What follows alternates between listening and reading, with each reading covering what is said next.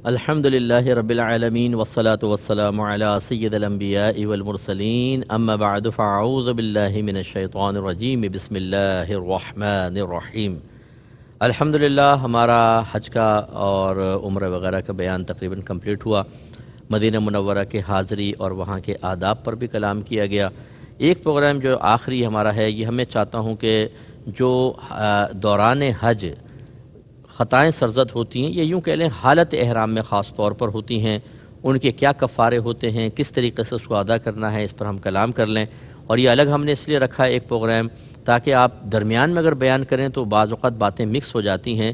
اس جو آخری یہ میرا یہ ایپیسوڈ ہے، اسے آپ بار بار خود سنیں، اور ہو سکے تو اس کی کلپ ایک ریکارڈ کر کے اپنے پاس رکھ لیں، تاکہ دوران حج یا دوران عمرہ آپ اس کو سنتے رہیں اور لوگوں کو بتانے کا موقع ملے۔ خود بھی آپ احتیاط کریں، لوگوں کو بھی بتائیں۔ تو چنانچہ چند باتیں یاد رکھیے کہ جب آپ پر کوئی جرم لازم ہوتا ہے تو شریعت نے اس کے کفارے کا حکم دیا ہے، جس کی جو بطور کفارہ دی جانے والی چیزوں میں سے ایک ہوتا ہے، اس کو کہتے ہیں دم۔ جب دم کا لفظ کہا جاتا ہے تو اس سے مراد بکرا یا دمبا ہوتا ہے۔ دوسرا لفظ ہے بدنہ۔ بدنہ کہتے ہیں اونٹ یا گائے کو۔ تیسرا ہوتا ہے صدقہ، کہتے ہیں جی یہ ہو گیا تو صدقہ دیں۔ یہ وہی ہے جو صدقہ فطر کی مقدار ہے، یعنی جو بھی آپ گھر میں آٹا کھاتے ہیں تقریباً اس کے 2 کلو آٹے کی قیمت ایک صدقہ فطر کی مقدار بنتی ہے۔ پھر یاد رکھیں کہ یہ تمام جو جرائم ہوتے ہیں ان کو 2 حصوں میں ہم تقسیم کرتے ہیں، ایک اختیاری کہلاتے ہیں اور ایک غیر اختیاری کہلاتے ہیں۔ ایک یہ ہے کہ آپ نے جان بوجھ کر احرام کے منافی کوئی کام کیا یا طواف میں جان بوجھ کے حرام کام کیا، جسے پتہ ہے کہ میں بے وضو ہوں، جان بوجھ کے جا کے طواف کر لیا، یہ جرم اختیاری کہلاتا ہے۔ اس پہ تو لازم ہے، یہ تفصیل میں بتاتا ہوں کہ آپ کو کفارہ ادا کرنا ہی کرنا ہے۔ لیکن ایک ہوتا ہے جرم غیر اختیاری۔ اس کا مطلب یہ ہوتا ہے کہ مثال کے طور پر اگر بیماری ہے، سخت گرمی ہے، سخت سردی ہے، یا زخم ہے، یا کسی اور صحیح عذر کی بنا پر کوئی جرم سرزد ہو گیا تو اس کو کہتے ہیں جرم غیر اختیاری۔ اس میں یاد رکھیں کہ اگر کوئی جرم غیر اختیاری ہو جاتا ہے تو کفارے کی 4 صورتیں ہوتی ہیں۔ پہلا یہ کہ آپ دم دیں، اگر اس پہ دم لازم ہے تو دم دیں گے۔ اگر دم نہ دینا چاہیں تو پھر 6 مساکین کو صدقہ فطر دے دیں۔ 6 مساکین، اور الگ الگ کو دینا ہے، ایک کو نہیں دیں گے ورنہ وہ ویلڈ نہیں مانا جائے گا، 6 کو الگ الگ دیں گے۔ اور تیسرا یہ ہے کہ 6 مساکین کو یعنی قیمت دے دیں آپ، ورنہ تیسرا یہ کہ 6 مساکین کو 2 وقت پیٹ بھر کر کھانا کھلا دیں۔ اور اگر آپ یہ بھی نہیں کر سکتے تو 3 روزے رکھ لیں، کفارہ ادا ہو جائے گا۔ یہ یاد رکھیں کہ جب ہم دم یا بدنہ کے بارے میں کہتے ہیں تو اس کا حدود حرم میں ہونا لازم ہے، حدود حرم میں ذبح کرنا ہوگا، گھر آ کر نہیں کر سکتے۔ لیکن جہاں روزہ رکھنا ہے، جہاں صدقہ وغیرہ دینا ہے، وہاں پر یاد رکھیں کہ حدود حرم لازم نہیں، آپ گھر پر آ کر بھی کر سکتے ہیں۔ اس لیے جو بھی چیزیں ایسے سرزد ہوتی رہیں، بال ٹوٹ گئے، آپ نے کنگھا کر لیا غلطی سے، بال ٹوٹ گئے، آپ کو بخار چڑھ گیا تھا، اس کی وجہ سے آپ نے کوئی ایسا شربت پیا جو خوشبودار تھا، اور دیگر مسائل ہوئے ہیں، جیسے مثال کے طور پہ سر میں شدید قسم کے زخم ہو گئے اور آپ کے بال ہیں اور آپ حالت احرام میں ہیں، اب آپ نے وہ بال صاف کروا دیے کیونکہ آپ کے زخم بہت تکلیف دے رہے تھے، تو اب یہ لازم بات ہے کہ دم لازم ہو، لیکن جرم غیر اختیاری میں آئے گا کیونکہ شدید کھجلی کی وجہ سے ایسا آپ نے کیا۔ تو جو ان کے کفارے ہوتے ہیں صدقے وغیرہ کی شکل میں، روزے کی شکل میں، وہ آپ اپنے شہر میں آ کے بھی کر سکتے ہیں۔ تو نوٹ لیکن ضرور کرتے جائیں کہ کس وقت کیا ہوا تھا، کیا غلطی ہوئی تھی۔ اگر بال ٹوٹ گئے ہیں ان کے بارے میں بھی لکھیں کہ اتنے اتنے بال ٹوٹے تھے، بھی گھر پر آ کر آپ اس کے کفارے وغیرہ ادا کریں گے۔ اور یاد رکھیں کہ جو 3 روزوں کا کہا کہ 3 روزہ رکھیں، اس میں پیدر پہ رکھنا لازم نہیں ہوتا، 1 روزہ رکھ لیں 2 دن کا گیپ، پھر 1 روزہ رکھ لیں 2 دن کا گیپ۔ اور یہ ایک بات ذہن میں رکھیے گا کہ اگر آپ حدود حرم میں دم یا بدنہ دیتے ہیں تو اس کے جانور کی وہی تمام شرائط ہوتی ہیں جو قربانی کے جانور کی ہیں، ویسے ہی آپ کو جانور لینا ہوگا۔ اور دوسرا یہ کہ اس میں سے خود کچھ بھی نہیں کھا سکتے، وہ سارا کا سارا صدقہ کرنا ہوگا۔ اور وہاں ہوتے ہیں یہ سوڈانی ٹائپ لوگ ہوتے ہیں، یہ لوگ لے جاتے ہیں، غریب ہیں، ان کو آپ دے دیں، بالکل یہ سب ہو جائے گا۔ اب چند چیزیں ذرا جرائم اور ان پہ کفارے جو لازم ہوتے ہیں وہ تھوڑا سا میں ذکر کر دیتا ہوں۔ ایک ہے، ہم نے پہلے بھی ضمناً ذکر کیا تھا کہ حالت احرام میں کسی کو شہوت کے ساتھ چھونا یہ دم لازم کر دیتا ہے۔ اب وہ سامنے چاہے مرد ہو یا عورت ہو، اپنی زوجہ ہوں یا شوہر یا نامحرم مرد عورت ہوں، کسی بھی طریقے سے اگر جسم کو اس ارادے کے ساتھ ٹچ کیا تو جس نے کیا اس پہ تو ہے، اور اگر سامنے والا بھی اس ارادے کے ساتھ ہوتا ہے تو دونوں پر دم لازم ہو جائے گا، اس کا ذرا خیال رکھیں۔ لیکن اگر اس حالت میں احتلام وغیرہ ہو جاتا ہے، اس پر کوئی دم یا کفارہ نہیں ہوتا، اور اگر خدا نخواستہ کسی طریقے سے خود پر غسل کو واجب کرنے کا کوئی معاملہ ہو تو اس پر دم لازم ہوگا۔ ناخن کاٹنے کے مسائل ذہن میں رکھیں کہ اگر حالت احرام میں 5 انگلیوں سے کم ناخن کاٹے تو ہر انگلی کے بدلے ایک ایک صدقہ دینا ہوگا۔ بعض غلطی سے آپ نے شروع کر لیا، 3 انگلیوں کو کاٹا، یاد آ گیا اور میں تو حالت احرام میں ہوں، تو ہر انگلی کے بدلے میں ایک صدقہ فطر کی مقدار صدقہ کرنا ہوگا۔ ہاں اگر ہاتھ یا پاؤں کی 5 انگلیوں کے ناخن لگاتار کاٹ لیے، یعنی ایک ساتھ کاٹ لیے، تو پورا چونکہ عضو کے ناخن کاٹ لیے تو اب دم لازم ہوگا۔ اسی طرح اگر کسی نے دانت سے ناخن قطر ڈالے، بعضوں کو چبانے کی عادت ہوتی ہے، تو 1 انگلی یا 2 انگلیوں کا ہوا تو ہر انگلی کے بدلے میں کفارے کے طور پہ ایک صدقہ دینا ہوگا، یہ ذہن میں رکھیں۔ بالوں سے متعلقہ مسائل ذہن میں رکھیں کہ اگر کسی محرم نے معاذ اللہ داڑھی صاف کروا دی تو اس پر دم واجب ہوگا۔ اسی طریقے سے اگر بھولے سے منہ زیر ناف بغل کے بال صاف کر دیے، اس پہ دم لازم ہے۔ ابھی ایک بھائی نے مجھے کوسچن کیا کہ میں جسمانی صفائی نہ کر سکا، میں نے احرام پہن لیا ہے، ابھی جہاز میں بیٹھا ہوا ہوں، تو کیا میں وہاں جا کر جسمانی صفائی کروں؟ تو ان کو سمجھایا کہ کبھی یہ نہیں کیجیے گا، کیونکہ آپ حالت احرام میں آ چکے ہیں، یہ تو پہلے کرنا تھا، اب نہیں ہے، تو بس آپ کریں، جب احرام اترے گا پھر آپ دیکھیے گا، یہ ذرا ذہن میں رکھیے گا۔ ہاں اگر کسی نے مونچھ صاف کروائی یا چھوٹی کر لی تو اس پہ صدقہ لازم ہوتا ہے۔ اگر وضو کرنے یا سر کھچانے یا کنگھا کرنے کے باعث سر کے 2 یا 3 بال گرے تو ہر بال کے بدلے، اب اس میں صدقہ نہیں ہے بلکہ ہر بال کے بدلے 1 مٹھی اناج یا 1 ٹکڑا روٹی کا یا 1 چھوارا خیرات کریں۔ ہاں اگر 3 سے زائد گرتے ہیں تو صدقہ لازم ہوگا، لہذا اگر آپ نے مسح کیا 2 بال ہاتھ میں آ گئے تو تھوڑا سا بس صدقہ کر دیں، لیکن 3 آ گئے، یعنی 3 سے زیادہ آ گئے، 3 تک تو چلے گا، 3 سے زیادہ آ گئے تو پھر صدقہ لازم ہوگا۔ خوشبو سے متعلقہ مسائل بھی ذہن میں رکھیں۔ خوشبو اگر لگ گئی تو ایک تو یہ ہے کہ وہ پورے عضو کو اس نے گھیرا ہے یا نہیں گھیرا، جیسے ہاتھ پہ تھوڑی سی لگ گئی، پورا ہاتھ اس میں نہیں انوالو ہوا، تو اس میں پھر یہ دیکھا جاتا ہے کہ وہ کم ہے یا زیادہ۔ زیادہ کی علامت یہ ہے کہ لوگ کہیں بہت خوشبو آ رہی ہے آپ سے، تو لوگوں سے پوچھیں خوشبو آ رہی ہے، وہ کہیں ہاں بہت زیادہ خوشبو آ رہی ہے، دم لازم ہوگا۔ اگر کم ہے تو پھر نہیں، یہ تب ہے کہ جب پورا عضو نہ گھیرا ہو۔ اگر پورا عضو گھیر لیا تو بس پھر چاہے خوشبو کم بھی ہو دم لازم ہو جائے گا۔ اس لیے میں نے آپ کو سمجھایا تھا کہ جب آپ حالت احرام میں آ جاتے ہیں تو آپ لوگوں سے مصافحے سے اجتناب کریں۔ میں ایک دفعہ حالت احرام میں تھا، جدہ پہ اترا، ایک صاحب ملنے آ گئے، میں نے ان کو روکا کہ نہیں نہ ملے، مجھے دور سے ان کی خوشبو آ رہی تھی، انہوں نے کوئی سینٹ وغیرہ لگائی ہوئی تھی، وہ ناراض ہو گئے مجھ سے کہ جی مفتی صاحب نے تو دیکھیں مجھے گلے نہیں ملنے دیا۔ اب شرعی مسئلوں پہ عمل کرے تو یہ مسئلہ بھی ہوتا ہے، لیکن بہرحال ہمیں ناراضگی نہیں دیکھنی، شریعت پر عمل پیرا ہونا دیکھنا، تو لہٰذا پورے اس کو گھیر لیا تو مسئلہ، تو میں نے آپ کو بتایا تھا کہ اس میں احتیاط کریں۔ ایسی حجر اسود کو بوسہ دینے میں بڑا مسئلہ ہے، ہمارے نادان مسلمان بھائی اور یہ خصوصاً ہندوستان پاکستان کے لوگ یہ حرکتیں کرتے ہوئے نظر آتے ہیں، عطر لیں گے حجر اسود پر ڈال دیں گے، وہ سمجھتے ہیں کہ ہم نے خوشبودار کر دیا۔ بھائی حالت احرام میں جو ہونٹ رکھے گا، ہونٹ پورا ایک عضو ہے، اگر پورے ہونٹ پہ خوشبو لگ گئی دم لازم ہو جائے گا۔ کون سا آپ نے اچھا کام کیا، کون سا کمال کیا، اس میں ذرا احتیاط کیجیے۔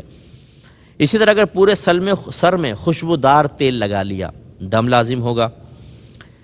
میں نے آپ کو سمجھایا تھا کہ آپ احرام کی 2 چادریں رکھیں، یعنی 2 سیٹ رکھیں، ایک آپ نے پہنا ہوا ہے، حالت احرام میں آنے سے پہلے جتنی مرضی اس پہ خوشبو لگا لیں، اب آپ پہنیں گے، نیت کر لیں گے، حالت احرام میں آ گئے، کوئی مسئلہ نہیں ہے۔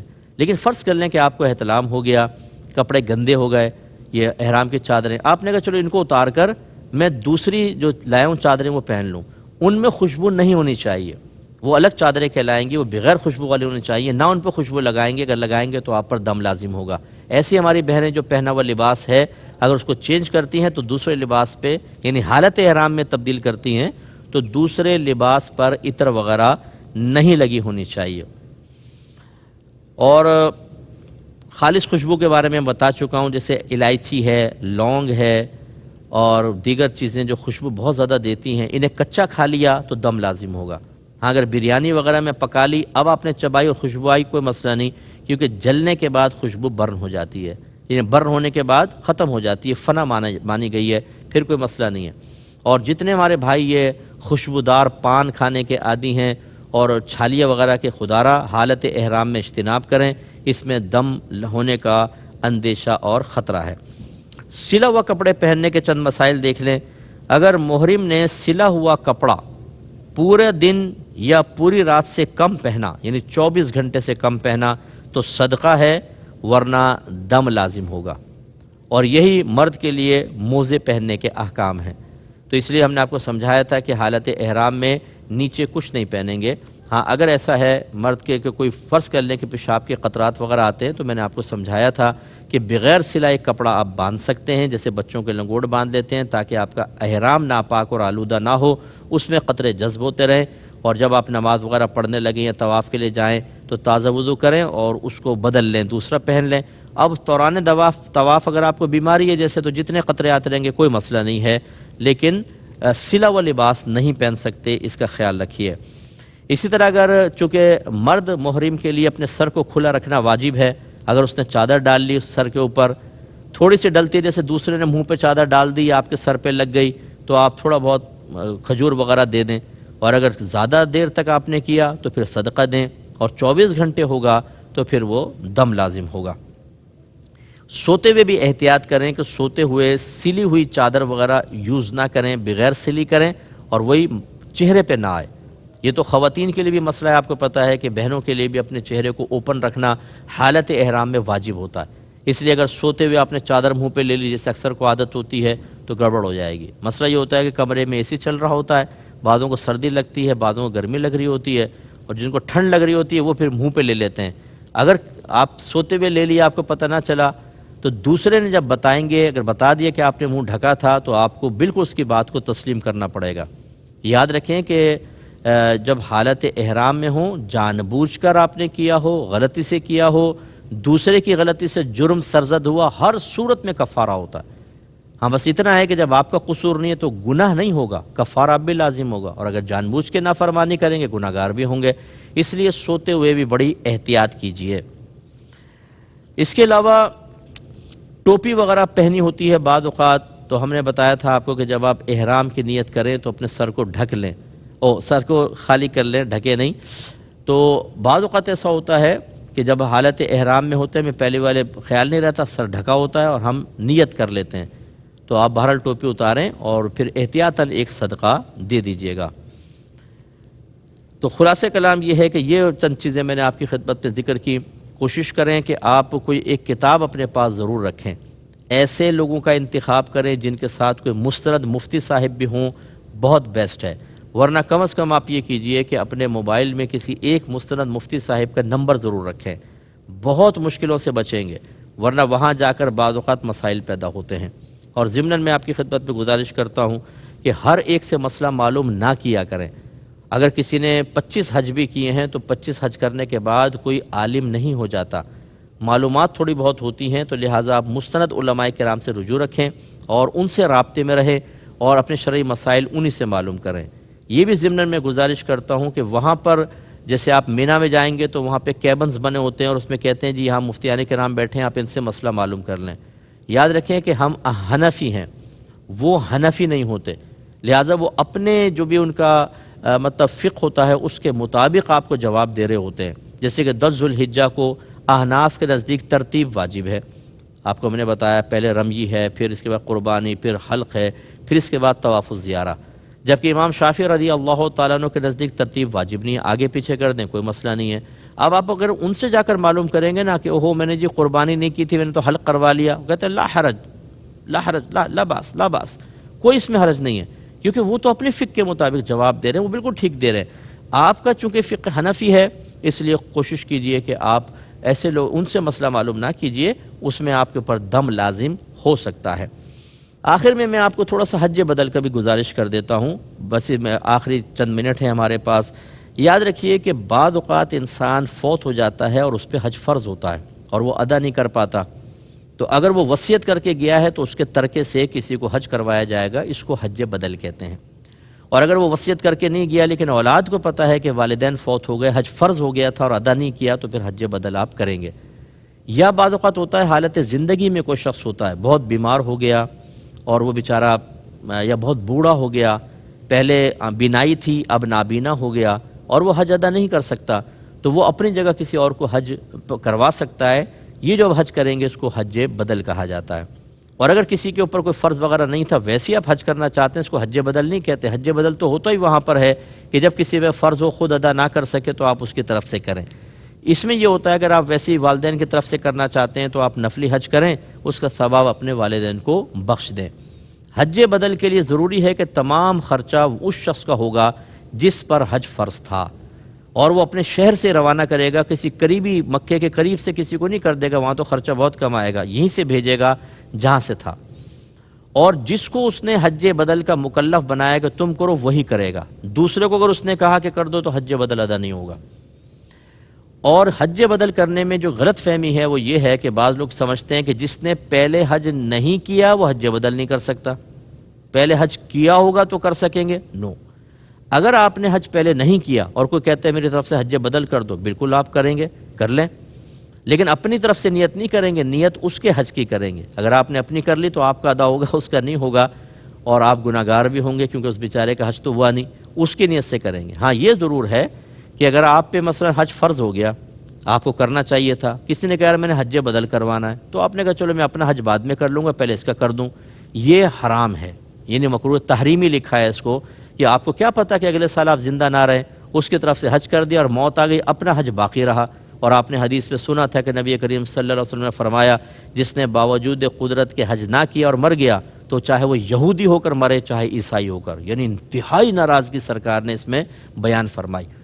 حج بدل کے اندر تمام ارکان اس شخص کی طرف سے آپ نیت کریں گے، جیسے عمرے کی نیت کر رہے ہیں اس کی نیت کریں گے کہ اس کی طرف سے عمرہ کر رہا ہوں، حج میں اس کی طرف سے کر رہا ہوں، اور پھر وہاں جتنے بھی اخراجات ہوں گے اس کے پیسے سے ہوں گے۔ لیکن یاد رکھیں کہ اس دوران بھی اگر کوئی کفارے وغیرہ لازم ہو جاتے ہیں، کوئی جرائم آپ نے کیے اس کا آپ کو کفارہ ادا کرنا ہے، وہ اس کے پیسے سے نہیں ہوگا، وہ قصور آپ کا ہے، وہ آپ کو کرنا ہوگا، اور اگر آخر میں کچھ پیسے بچ جاتے ہیں تو ان کو واپس کر دیجئے۔ ہاں اگر انہوں نے کل اختیار دے دیا تھا کہ بعد میں آپ رکھ سکتے ہیں، کسی دینی کام میں استعمال کر سکتے ہیں، تو پھر آپ کسی بھی دینی کام میں استعمال کر سکتے ہیں۔ اللہ تبارک تعالیٰ سے دعا ہے کہ جو کچھ ہم نے سنا اس پہ عمل پیرا ہونے کی توفیق عطا فرمائے، اور دوسروں تک ان مسائل کو پہنچا کر اپنے لیے ثواب جاریہ کرنے کی توفیق عطا فرمائے۔ آمین۔ وآخر دعوانا ان الحمد للہ رب العالمین۔